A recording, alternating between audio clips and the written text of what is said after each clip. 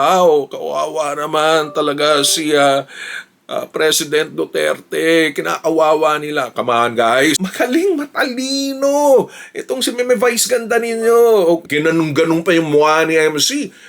OA. OA. Okay? OA kayo. Alright. If there was one thing na gusto kong pag-usapan, yung pagkikita muli ni Vice with MC and Lassie. Probably, OA rin si Vice, pero mas OA naman yung reaction ni MC. Unbelievable. So, parang you went to the dark side, MC and Lassie. Oy, oy, oy, oy! Ito si Kuya Mike, ang Kuya sa Amerika, and this is for Oy, mga kuya ko. Ayan, ha? So, pag-uusapan naman natin ay hindi muna PBB. Stop muna tayo sa PBB. Well, ngayon lang, no? Dahil biglang umusbong ang mga hirit na naman ng mga DDS kay Meme Vice ganda dahil sa kanyang napaka successful na concert nila ni Miss Regine Velasquez last weekend. 2 days yun, ha? Napuno nilang Araneta. And that was just a day before yung PBB collab. Alright? And then, ayan na naman, mga DDS, talagang very, kawawa naman talaga si President Duterte. Kinakawawa nila. Come on, guys. Ayun pa. Ano ba talaga? Hindi pa ba kayo nasanay kay Vice Ganda? Ganun at ganun, no?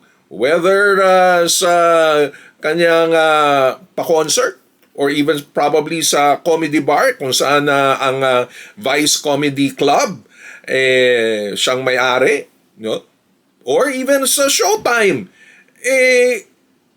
Magaling, matalino. Itong si Meme Vice ganda ninyo, okay? Mga hirit niya is napapanahon. And yun, and very relevant. Mag-isip kayo kung hindi pinansin itong si President Duterte. Mukha kayong kawawa kung hindi napansin man lang si President Duterte.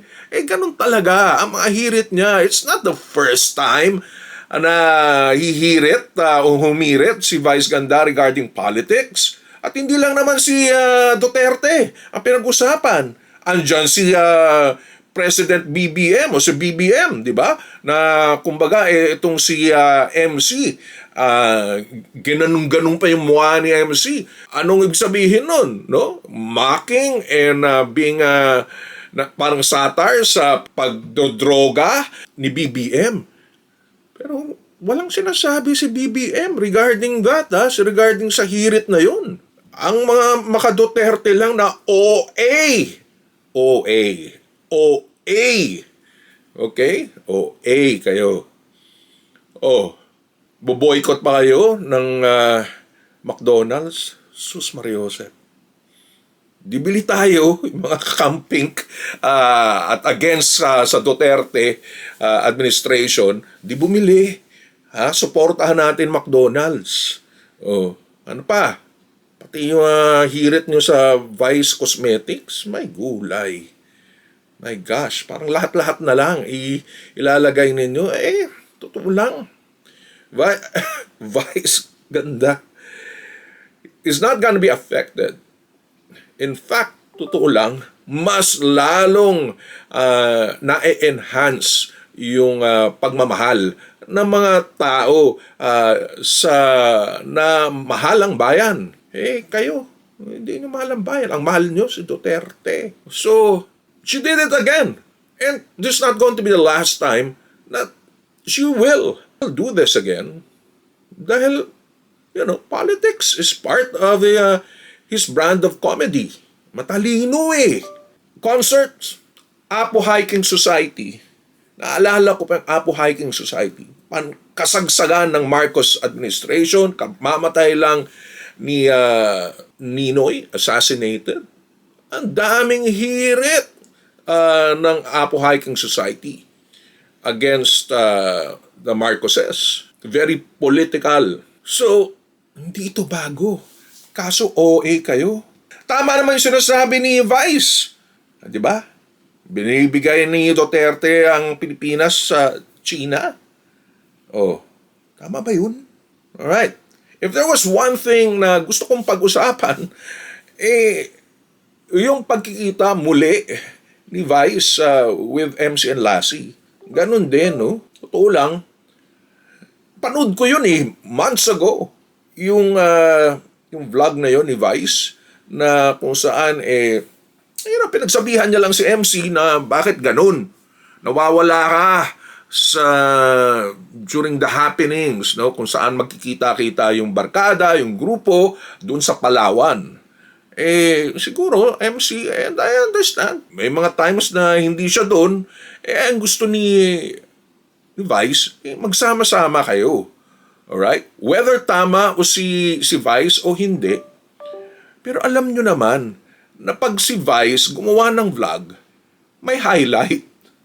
Yung highlight na naisip niya, pagdiskitahan niya si MC.